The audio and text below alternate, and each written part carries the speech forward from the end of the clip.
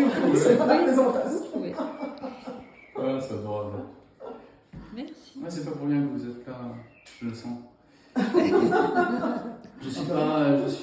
Depuis, il y a des gens qui vont se révéler artistes, ils vont aller à l'école et puis ils vont développer l'art dans... Voilà, ça peut être... Mais moi, je suis né artiste, en fait. Je crée depuis tout petit, musicien, hein, depuis 4 ans, à l'âge de 4 ans. Ah, oui. Et je peins, j'écris. Pour moi, l'art, c'est plus qu'une vocation, c'est une sorte de religion, difficilement exprimable autrement pour moi. C'est comme si j'étais voué à l'art.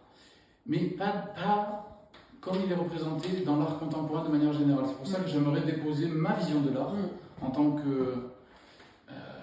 voilà, selon mon chemin. Ouais. À la fois sur ce que j'ai écrit, le prisme d'Orion, mais aussi quelque chose que j'ai écrit pour l'événement. D'abord, je voudrais commencer par une citation de Kandinsky, je ne sais pas si vous connaissez, que j'aime énormément parce que lui, il fait de la musique avec ses peintures, vraiment ça vibre, quoi. Hein. C'est un langage musical dans la peinture. Il a écrit un très beau livre qui s'appelle Du spirituel dans l'art, ou la peinture en particulier, qui est très beau, dans lequel il tente de créer le pont entre la spiritualité, l'âme humaine, et la représentation artistique. Donc ça me parle beaucoup, hein. On est très en adéquation. Pas avec tout, mais quand même il y a des choses. Et notamment cette phrase. Une œuvre est bonne lorsqu'elle est apte à provoquer des vibrations de l'âme, puisque l'art est le langage de l'âme et que c'est le seul. Et en ce sens, pour moi, dans notre monde moderne, l'âme, c'est presque un gros mot. Je ne l'entends pas beaucoup. À quasiment aucun niveau. Vous savez, on l'associe beaucoup, en général, à la religion, par exemple. Et ça devient quelque chose d'un seul coup de très étranger, ou scientifiquement pas prouvé. Allez, on laisse tomber. Pourtant, nous, humains, on vit des états d'âme. On n'est pas des robots, on n'est pas des machines. On vit des moments de grande grâce, des moments de grande tristesse. C'est un relief comme ça. Et on a des états intérieurs.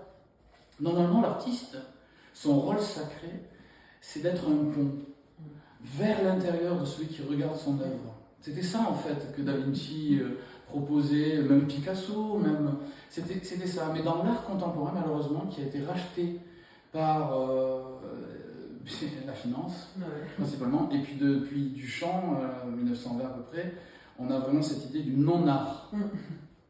Donc quelque chose qui est... Bonjour. Bonjour. Comment ça va? Bonjour. Ah oui, c'est ma Je fais lecture. une lecture, oui. Ah oui, d'accord. Malheureusement, on m'attend ailleurs, donc je tenais à dire bonjour parce que j'ai C'est très gentil. un autre vernissage. Je trouve que c'est très intéressant ce que vous faites. Ah, merci de tout cœur, vous êtes adorable. Merci. Merci. Très bien. Et Delphine, je vous dis à très bientôt. Prenez bien soin de vous. Hein. Bonne route. Au revoir. Donc, depuis Duchamp, on a vraiment cette idée qui devrait donner l'art contemporain, c'est le non-art. C'est la désacralisation totale. C'est tout est art. Hein. Et rien ne l'est. Autrement dit, sa première œuvre, c'est un bidet, quoi. Oui. À ce moment-là, il s'est passé quelque chose. Ça correspond à une crise de société dans un hyper-matérialisme, hyper-scientisme aussi, hein. Tout est scientifiquement prouvé, mais il n'y a pas comme autre chose. Plus les institutions qui achètent les artistes en leur disant vous avez des subventions si vous faites ça. Et l'artiste s'est vu relégué à un rôle de choqué, et puis de représentation de ce qui a été normalisé dans les écoles et selon les subventions des mécènes qui donnent une valeur à travers la cote de l'art. Donc l'art s'est retrouvé enfermé, et plus non seulement les artistes et l'art s'est retrouvé enfermé dans une sorte de dogme très sclérosé en quelque sorte, très délimité, mais en plus de ça, il a cessé d'être ce pont vers soi, ce miroir que proposaient beaucoup d'artistes traditionnels, on appelait ça comme ça, de représentation d'un miroir qui nous ramène à nous. Donc pour ça, j'ai écrit un petit texte pour aujourd'hui, et ensuite je lirai un petit passage de ce que moi je fais dans mon art, à travers mon écriture. Alors, j'ai appelé ça « Quand l'art devient pont vers l'âme ». Dans le monde infini de la créativité, l'art ne se contente... Oui, bonjour. Bonjour. Bien le bonjour. On peut entrer. On peut regarder, on peut montrer. Il y a une lecture Ah d'accord. dans le cadre du... Oui, de la semaine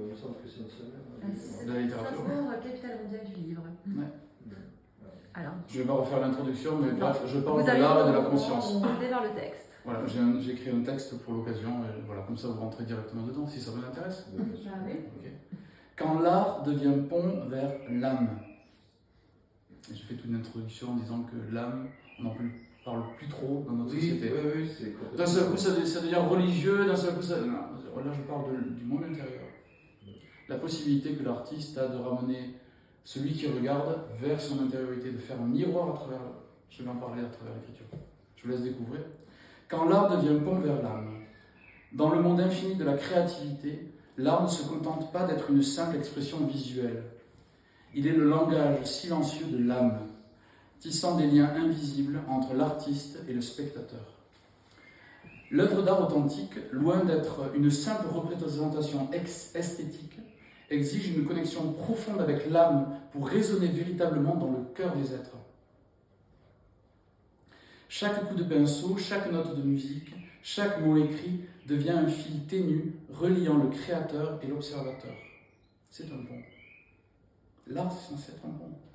C'est une transmission subtile d'émotions, une communion secrète entre deux univers intérieurs qui se rencontrent dans le silence du regard ou dans l'écho d'une mélodie.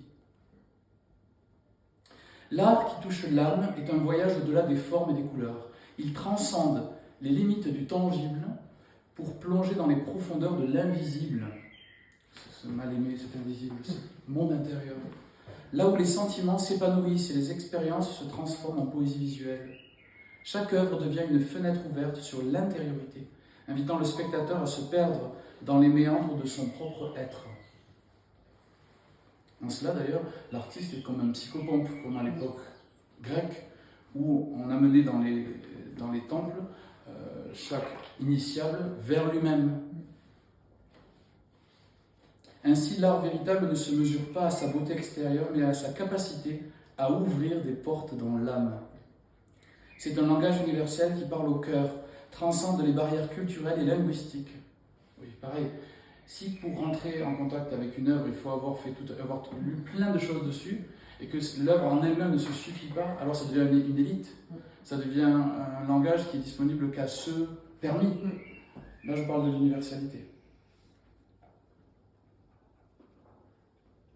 Lorsque l'artiste partage son essence, il crée un espace où les âmes se rencontrent et dansent ensemble, formant une symbiose harmonieuse au-delà des mots. En fin de compte, l'art qui a besoin d'être connecté à l'âme pour opérer sur le cœur des êtres devient une expérience transcendante. Transcende le quotidien, le normal. Une invitation à plonger dans l'abîme de soi-même et à découvrir la beauté cachée dans la simplicité de l'existence. Voilà. J'avais parlé en introduction de l'intellectualisme dans l'art, de la problématique des institutions financières dans l'art, de la problématique des codifications de l'art contemporain, de Duchamp à maintenant, etc. Oui, non, moi ça me parle, disons. Pour moi, effectivement, aussi, l'art c'est quelque chose avant tout de sensuel. Enfin, je sais que ça parle au sens directement. Et si ça fonctionne avec une explication, ça commence à devenir déjà douteux. Moi, je parle donc là un peu de... Dans ce que vous ressentez, oui, voilà, c'est votre point de vue. Voilà. Cette dimension intellectuelle et dogmatique dans l'art, qui marque fortement l'art contemporain, crée une distance avec le public. Cet art-là n'est valide que parce qu'il a une cote par rapport à des financiers qui lui mettent une cote, et pas par sa valeur transformatrice. En cela moi, je m'intègre totalement dans l'art romantique, c'est-à-dire pour moi, l'art, c'est une déclaration d'amour, en quelque sorte, mais c'est aussi quelque chose qui est censé faire vibrer le cœur.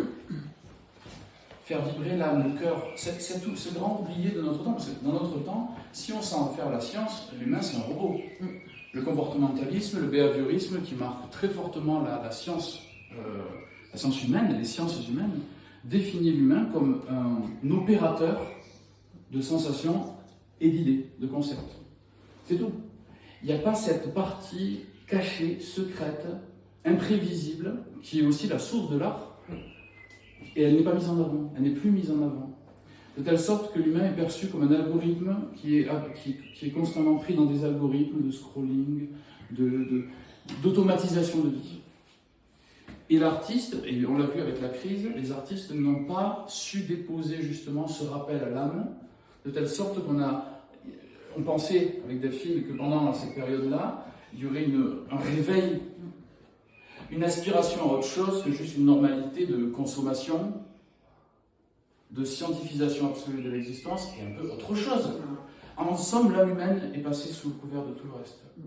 Tout ça, tout simplement parce que, à travers la religion qui a échoué à permettre à l'individu de se rencontrer, on a jeté le bébé avec l'eau du bain. On a jeté l'âme avec la religion. Alors en France, bien sûr, c'est une anti-religion, hein, on est quasiment dans l'anti-religion. On sent qu'il y a un cartésianisme.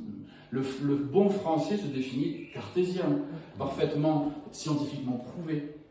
Il manque, et dans le monde de l'art de manière générale, dans les institutions et chez les artistes, cette rencontre en eux-mêmes qui ne soit pas basée sur l'institutionnalisation et l'argent, mais qui soit vraiment un dépôt, ce feu dans l'âme dont parlait Coltrane, c'est dans le monde du jazz, ça c'est un autre domaine que l'architecture, mais tout de même, ce feu, cette manière de se dévouer corps et âme à transmettre ce qu'il y a au fond de nous pour créer le pont vers ce qu'il y a au fond chez l'autre. On le retrouve chez Van Gogh. Dans ses écrits, ces quelques écrits, on voit qu'à partir de 38 ans, je crois, il a senti que c'était sa mission de déposer son monde intérieur dans la peinture et de partager son feu jusqu'à brûler.